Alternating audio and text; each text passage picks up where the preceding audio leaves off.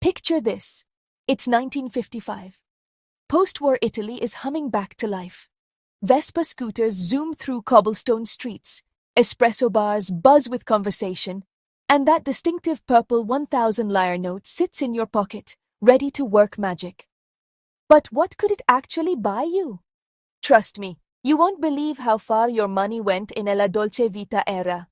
Today, we're taking a trip back 70 years to discover what everyday Italians could afford with just 1,000 lire. Some of these prices will absolutely blow your mind. So grab your espresso and let's dive into a world where a single banknote could change your entire week. The morning ritual. Let's start your day the Italian way. With 1,000 lire, you could buy approximately 10 cups of espresso at your local bar. That's right. Standing at the counter, greeting your neighbors, watching the barista work their magic, all for about 100 lire per coffee. Your morning ritual cost less than a modern vending machine snack. But here's where it gets interesting. That same 1,000 lire could buy you nearly 5 kilos of bread, the crusty golden pagnotta that families would pick up fresh twice a day. Bread was life, and at roughly 200 lire per kilo, even large families could afford to eat well. Building your pantry. Now, let's talk pasta. With 1,000 lire, you could stock up on about 3 kilos of dried pasta, enough to feed a family for nearly 2 weeks. And the sauce? A kilo of fresh tomatoes cost around 50-80 lire, meaning you could buy 12 to 15 kilos with your 1,000 lire note. Olive oil, that liquid gold of Italian cuisine, cost approximately 600-700 lire per liter. So while you couldn't buy multiple bottles, one bottle was definitely within reach, and in 1955, that bottle would last a careful household quite a while. Here's where economics got real for post-war families. A kilo of beef cost around 800-1,000 lire, meaning your entire banknote might only secure one good Sunday roast. Chicken was slightly more affordable at 600-700 lire per kilo, while fresh fish at the market ran about 400-600 lire depending on the catch. Eggs, however, were the people's protein.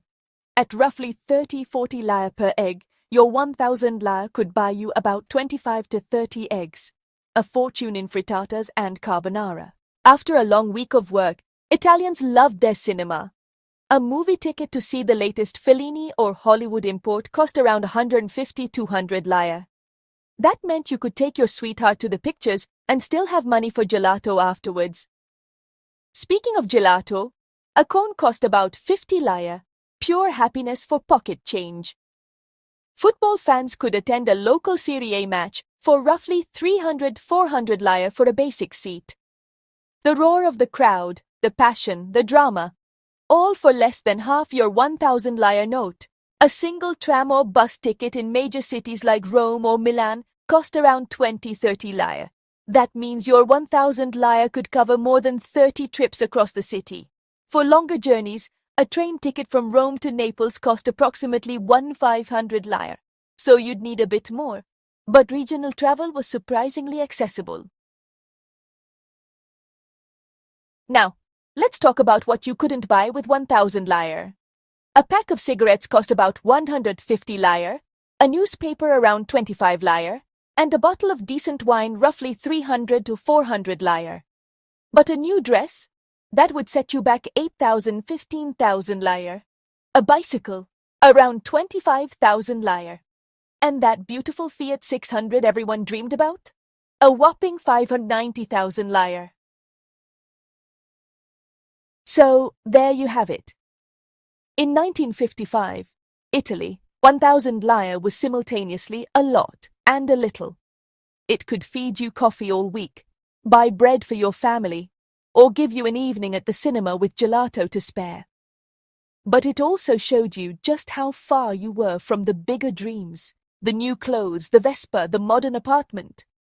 What's most beautiful is remembering that despite these modest means, Italians created la dolce vita, the sweet life, not through what they could buy, but through how they lived. The long meals, the piazza conversations, the Sunday passeggiata, those were free. Which of these prices shocked you most? Let me know in the comments below. And if your grandparents lived through this era, ask them about their memories. Hit that like button if you enjoyed this journey back in time, and subscribe for more nostalgic deep dives into history. Until next time, ciao.